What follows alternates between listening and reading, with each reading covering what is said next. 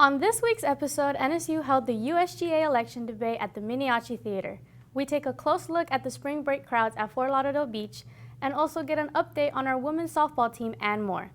I'm Mia Alvarado. And I'm Nicole Shaker. Welcome back, Sharks.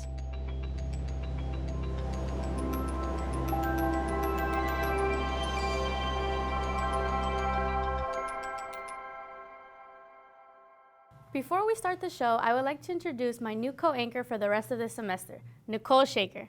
Thank you, Mia. I'm really looking forward to being on the show. No, thank you, Nicole. Now, what is your position at Mako Media Network? I am co-editor-in-chief of The Current, and I'm also a reporter here at Mako TV. That's great, Nicole. I'm looking forward to having you. Thank you.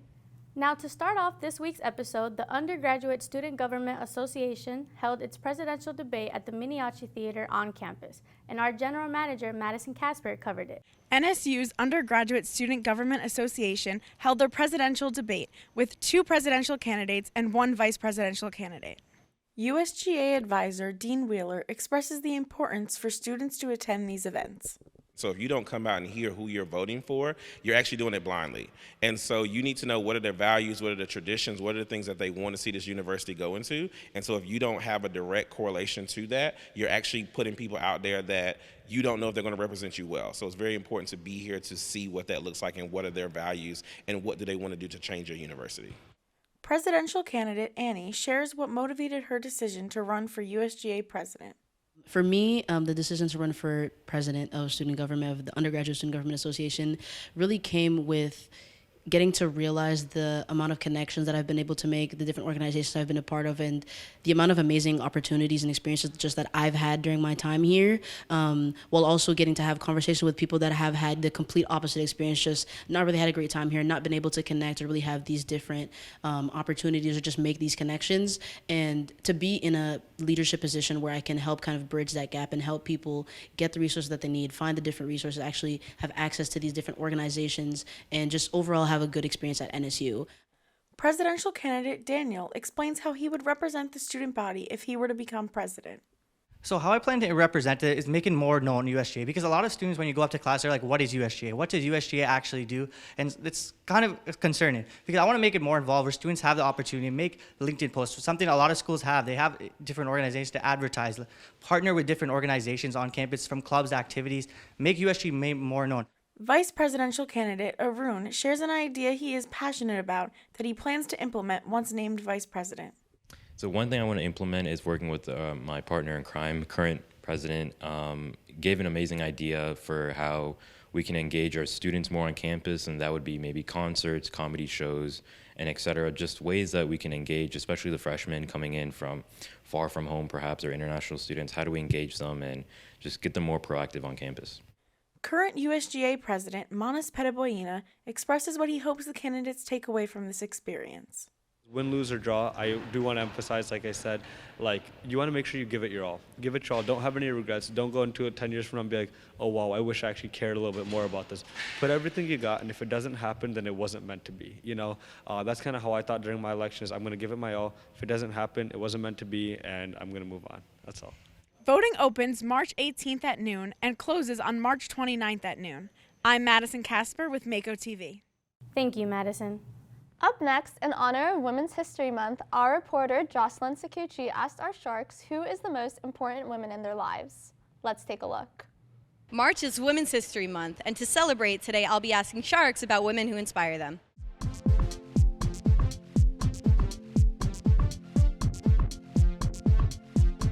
Do you know what makes the month of March so special? Yes, it's Women's History Month, of course. Okay, and can you tell us about a woman in your life that you look up to or inspires you in some way? A woman I look up to that really inspires me is my mother, who's always been there and supported me, because I'm a first-generational college student, so my mom has worked countless jobs, multiple jobs at time to put me through school, and that I wouldn't have to worry about what I'm doing tomorrow. So my mom is my biggest inspiration and my best friend. Yeah, so definitely my mom. My mom is super duper strong, and she's always really, really supportive. And I think that it's super important to have somebody in your life like that who you can see being both a role model, but also someone that you feel like you want to support because it makes you a better person. Personally, for me, I feel like Olivia Rodrigo inspires me. I've seen that in her current season of her life. She's influenced a lot of girls to push aside like superficial things and take on more meaningful things such as like friendships. And I think that's really had a huge influence on me in terms of putting more intention into my friendships. And I think that's been the most important thing for me right now, like my girlfriends and just like how they've influenced me as a person currently. I would say just all the women in STEM business who are really like role models for many girls like across the globe. Do you know what makes the month of March so special? Women's History Month.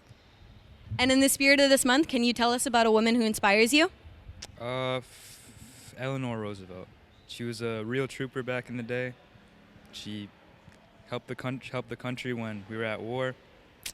Gotta admire her for that. My aunt, she is a doctor, and I really aspire to be her. I want to be a doctor when I grow up too, and for my future career. So she really inspires me. Do you know what makes the month of March so special? Women's History Month. And in the spirit of this month, can you tell us about a woman who inspires you? A woman who inspires me is Whitney Houston, because even throughout all of her fame, she still managed to maintain humility and be close to her family and loved ones and understand where she came rooted from. No matter who you are or where you come from, everyone knows a strong and capable woman to look up to. I'm Jocelyn Saccucci with Mako TV. Thank you, Jocelyn. Joining me this week for an update on Campus Life, we have Richie Laguerre. Welcome, Richie. Thank you for having me. Last time I was here, I know I talked about Community Fest. I just wanted to thank everyone who came to Community Fest. It was a good success. We had a huge turnout, very big turnout. We had a lot of families, a lot of food, and I think we had more people this year than we did last year, so that was really good. I know, like I said previously, I said how the next thing after Community Fest is Stewie's, and Stewie's is basically Nova's version of the Oscars, and that's happening April 9th. Basically, what students can expect from this, what students can expect to see, is just performances, awards. We're going to have a lot of faculty members, a lot of high-up people who work at the institution to come to this event to be able to just acknowledge their achievements and their hard work. It's going to be a very classical event. A lot of individuals will be dressed up, and I don't think anybody wants to miss it. So that will be happening on April 9th. Awesome. Thank you, Richie. What else can students expect from the rest of the semester? For the rest of the semester, we're really focusing on trying to make sure our seniors have a good send-off. We're working with having events for them, doing things so they can feel welcome, they can feel appreciated, and they can exit happy. So right now we're just wrapping everything up, wrapping all of the things that we did this year to basically make sure that we're ready for next year. Anything else at all? That's good that you mentioned that. I actually do want to say that voting for the USGA elections will be happening from March 18th to the 29th. So if you want to vote, please cast your vote. Thank you, Richie. Thank you so much. Up next, our general manager and reporter Madison Kasper sits down with Dr. Aubrey Raja to discuss the outbreak of measles. Welcome to the Health Update. I'm Madison Kasper. Here with me is Dr. Aubrey Raja, Mako Media's Science and Health Advisor. Welcome, Dr. Raja. It's a pleasure to be here, Madison.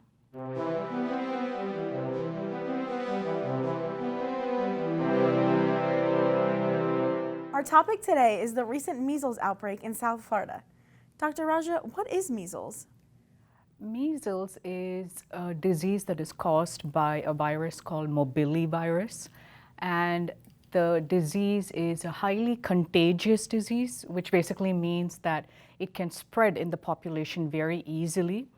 And it causes kind of this upper respiratory disease, but it can manifest into bigger problems. And one of the hallmark symptoms of measles is the development of a rash that appears all over the body. What other symptoms does measles have? The usual viral symptoms, unfortunately. So it usually begins with a very high fever. There can be a cough, a runny nose, itchy eyes. And the fever, when it gets to be a high fever, we're talking the temperature can go up to 104 degrees, so that becomes a real problem. What are the most common methods of transmission for the measles virus? The most simple way by which the measles virus spreads is by touch and also by cough, basically droplets. So if someone sneezes, coughs, or you're standing in close quarters and they're talking to you, any droplets that may move from one individual to another, that's the way that this virus gets transmitted from one human being to another. Who's most vulnerable during a measles outbreak? The most vulnerable age are children below the age of 5. And the main reason being when they do get the virus, it can quickly move into real complications, and complications include things like pneumonia or heart conditions. So it can be really problematic for them, especially at that very young age. What vaccinations help to prevent measles? There are actually 2 vaccines out there, or the biggest one is referred to as the MMR vaccine, which is basically against multiple agents. So it's called the measles, mumps, and rubella vaccine. And the vaccine is actually given to children when they are, so it's given in 2 doses. So you first get it between when you're 12 and 15 months of age, and then you get this booster shot between the age of 4 and 6. So if you get this vaccine, so the 2 doses, then you're protected against this virus and this disease. Like there's 99% protection. Even if you've had just the first one, for a young child who may not be 4 yet, if they've just had the first one, even that will protect the child, and the protection rate is about 97%. So these vaccines are very good at protecting you from ever getting this agent and causing problems for you. What are the long-term consequences to a measles outbreak on public health? So it is a big problem because, one, it is very easily transmittable. So it's a very contagious virus. So to kind of put it into perspective, if one person has measles, they can very easily give it to 9 other people surrounding them. So that's really spreading the virus very rapidly. So from a public health perspective, it becomes kind of like a nightmarish scenario where you have a virus that's going to easily spread through the population and people are just going to get sick. If you're not vaccinated, you're likely to get complications. And you have to kind of imagine a young child getting a complication like pneumonia can be really difficult for the child. And really the extreme case scenario is these children, the really bad case scenario would be death in the child as well. So this becomes a huge public health problem, also because there are vaccines available, and if we could just get it out to everybody, everyone in the population, and if everyone is protected, then there won't be a public health issue for us to deal with. Any last thoughts? The last thoughts again would be to check and see, one, if you are vaccinated against it. For the most part, most of us are. And if you aren't, maybe start looking into it. Is it possible? There is an adult version that you can get, should you think about getting it. And if you are in a scenario where you are interacting with young children, maybe just be a little bit more protective. The usual, wash hands, sanitize, keep yourself clean, and that will prevent the spread of the virus. Thank you, Dr. Raja. Thank you, Madison. This has been the Mako Media Health Update. I'm Madison Kasper. See you next time. Thank you, Madison. Next, my co-anchor Nicole was on the scene for the Kappa Sigma event Hoops for Troops, held at the Recplex Arena. Let's take a look.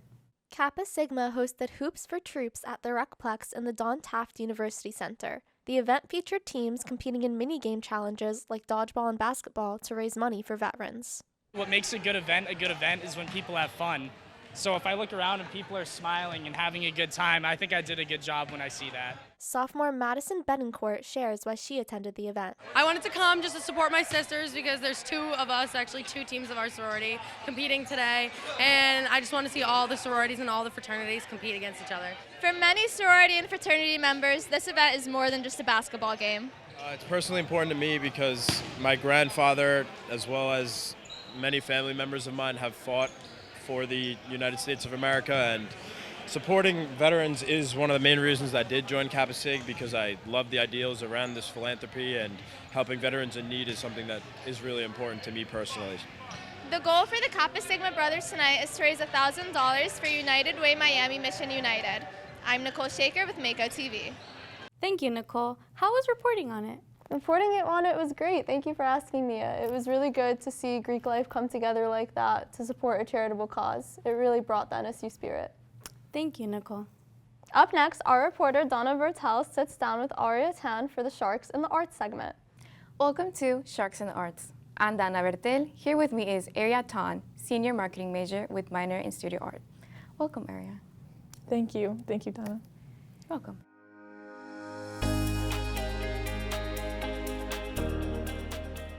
What made you want to start painting? It was very sudden, I started painting, oil painting last semester, and so I really loved it, and it was really surprising, and now I'm pursuing my master's in fine art. What opportunities have the Arts Plus Design program at NSU given you? A lot of opportunities. It's been really great. I was able to work the small print fair where I was able to network with different faculty and different local Masters in Fine Art programs, and I was able to market myself in the senior exhibition, and I was also able to have opportunities like this where I'm able to speak about my work and meet other people who are in the field. What help from faculty did you get when applying to graduate schools? A lot. So our program director, Candy, was able to mentor me and helped me put together my portfolio, as well as choose schools to apply to and things like that. She gave me a lot of feedback on my portfolio and what makes me strong as an artist and how to market myself in the interviews and things like that, which was super helpful. Without her, I would not have pursued my Master's in Fine Art at all. What is your Fish Market collection about? Fish Market is about connection, community, and silence. And so it's about how your identity affects your ties to your community and how that changes as you grow older, as well as it's meant to challenge how you are viewing everyday products and things like that. You've been accepted to Goldsmith University in London, and what makes you feel like this is the best step to your career? So I was planning to apply for my MFA anyways, and after interviewing with Goldsmiths, they asked me very challenging questions about my work and why I did it and why painting and things like that. It was very intimidating because I wasn't as prepared as I would like to have been because I had never been to a graduate school interview before. So it was a little off-putting initially, but I really loved the experience and I loved how they challenged me, and ultimately that's what made me commit to the program. I loved how they spoke to me and what they made me think about my work. Is knowing your plans to come back and teach? That's a great question. I love how the art program is developing, and I love that it's still a small program, and so there's a lot of freedom for students to give feedback on courses and also professors to take some liberties with the classes. And I appreciate the faculty. I currently work as the federal work study for the art program, so I've gotten to know a lot of the faculty members and how we do things around here, and I really enjoy it, and I think that if it was in the stars, I would really love to come back and teach. I think it would be a great fit for me. Thank you, Aria. Thank you. This has been Sharks in the Arts. I'm Dana Bertel. See you next time. Thank you, Dana. Next, joining me is Carrie Corson to keep us in the loop on upcoming events in the arts at NSU. Welcome, Carrie. Thank you, Nicole. What can we see in the arts departments coming up soon? Originally created in 1994, this marks the 30th year of National Craft Month, helping people learn about the benefits of crafting and motivating people to explore their own creativity. Candy Lopez, Program Director and Associate Professor in the Art Plus Design program, had her artwork published on the cover of the spring 2024 issue of American Craft magazine. She is featured in an article about creative rituals. So what else has been going on in the department? Well, DCMA welcomed 2 guest speakers in March. A graduate from NSU's MA in Composition, Rhetoric, and Digital Media, Emma Mazer, spoke with students about her interest in the arts and how she converted that into a career in graphic design.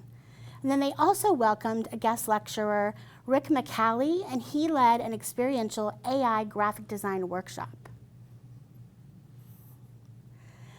Another thing is the opening reception of the 14th annual Juried Student Art Exhibition, which will take place on Wednesday, March 27th from 5 to 7 p.m. The exhibition will be held in the Gallery 217 on the second floor of the Don Taft University Center. And all of the work will be on display from March 27th through April 19th. Thank you, Carrie. Thank you, Nicole. It was a pleasure to be here. Our women's basketball team has a connection that goes back 29 years. Our reporter, Emily Potter, has the story. Let's take a look. NSU's women's basketball team is connected on and off the court. Coach Freeland and freshman player Kaylin Terrell speak on their personal relationship and the dynamic it creates for the team. Well, believe it or not, even though her mom and I were very, very close in college, she was actually our starting point guard for 2 years, and she and I were really close in college. Kayla and I didn't have a relationship outside of the relationship I had with her mom. So when I started the recruiting process, it was a brand new relationship. So, I wouldn't say our relationship is any different than any other player on our team. I maybe understand her DNA a little bit more because I was close with not only her mom, Daria, but also her dad, Sam. And she's very tough, very gritty. And I know that, she's ready for any challenge. But I would say our relationship is the same as the rest of the team. Kaylin Terrell explains the reason behind why she committed to NSU. I wouldn't say that personal relationship made me commit to NSU. I think just overall her experience as coaching and the coaching staff and what she's done for the program and her coaching style, and obviously this amazing campus is what made me commit. Terrell expresses Coach Freeland's treatment towards her in comparison to the rest of the team. I wouldn't say it's changed. I think she treats me like every other player. She obviously knows a little bit more about me than other players maybe, but I would say she pushes me and encourages me just like any other athlete. Coach Freeland shares one of her favorite memories with Kaylin so far this season. I think it would have to be even before the season got underway. She and her dad share with me that they felt that the summer strength program was maybe a little bit soft, and that's saying a lot from an incoming freshman. So I may have had to share that with our strength coach. And he was like, who is this girl? Who is, I can't wait to meet Kaylin. But very quickly he realized that she was all that, and she was very serious because she likes to be challenged. And that's one thing that I like about her is her approach to every day. She wants to be challenged.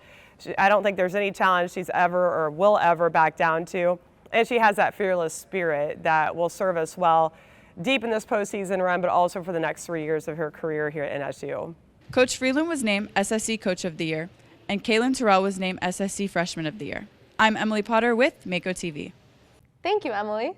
For our sports segment, we have our sports anchor, Santi Finochietto, joining me today. Welcome, Santi. Hi, Mia. How are you? I'm good. How are you? I'm doing just fine.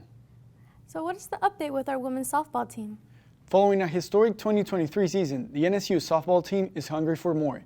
This is what Brianna Lokensky and Alyssa Drogmuller had to say regarding the season.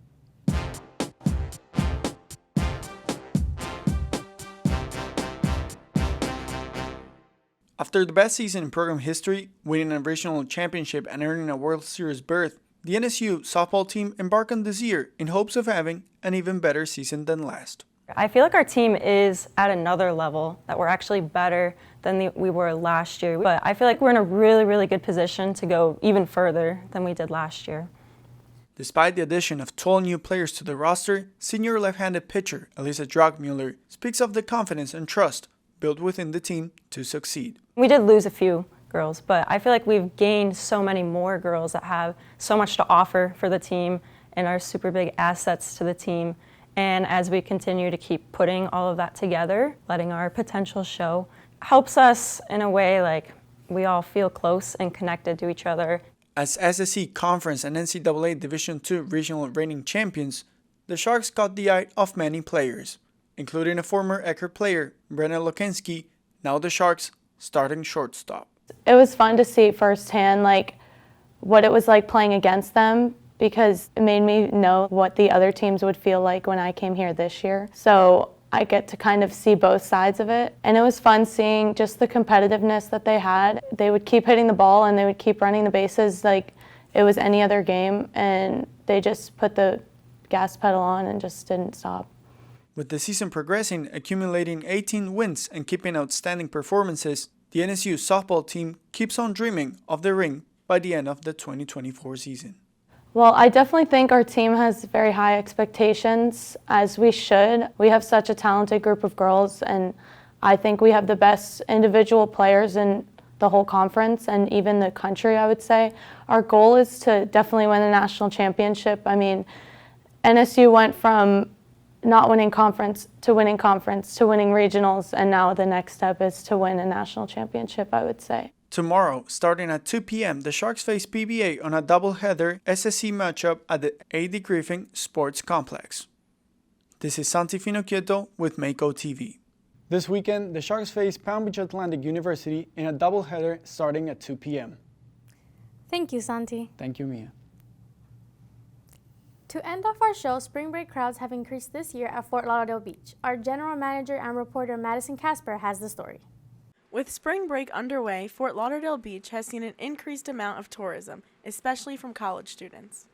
Spring breakers from out of state share why they chose Fort Lauderdale Beach for vacation. Me and my friend have never been on spring break, so obviously this is the one we saw the most on TikTok, so we thought, like, why not come here? Good time, great, beautiful beach, lots of activities going on, plenty of wonderful bars here for us. Great time to bond with all of our friends and hopefully remember it. With crowds getting bigger at Fort Lauderdale Beach, safety is still the #1 priority. The amount of people at the beach had some raising concerns about safety. A lot of people from Miami are downtown at Fort Lauderdale, and it was a whole lot more people than I've ever seen before in previous years. And I even seen some cops chasing people down there. Despite the concerns, many tourists shared that they did not feel unsafe at Fort Lauderdale Beach. I wouldn't say there's any safety concerns as long as you just like have a little bit of an awareness and you just don't mess around with the wrong people, you know. But I mean, I don't think so at all. The safety overall has been pretty good. Actually, yesterday we were out. There was a guy handing out like Narcan necklaces, like just to be precautionary if anyone OD'd and you saw anyone. So like I've been carrying it around my backpack in case I see anyone. I think overall it's been really good.